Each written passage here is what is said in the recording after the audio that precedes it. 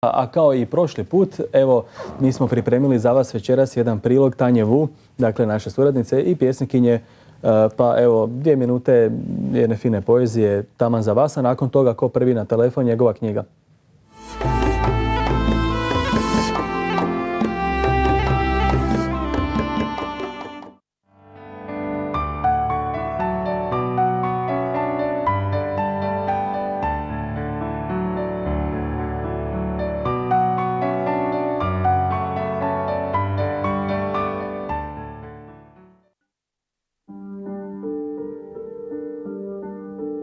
Svijetu si velik, njemu si oduvijek silan.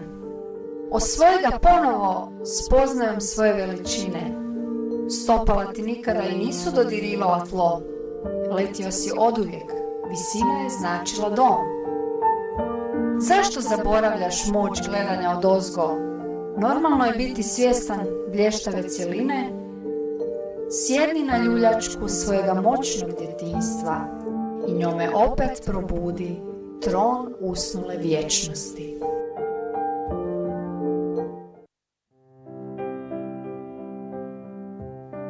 Potražim te među pticama, jer si lagan kao dah, jer si velik kao nebo. Svijetliš toplinom sunca, miluješ magijom oblaka.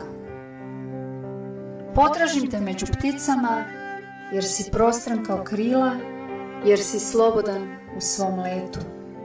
Granice ne postaviš, dom ti je moje prepuštanje.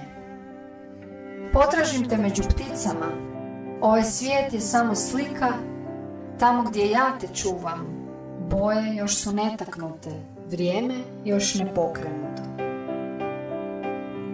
Potražim te među pticama, svaki put opijena tobom, jer si takva ljubav koja nema ime, jer najdublja ljubav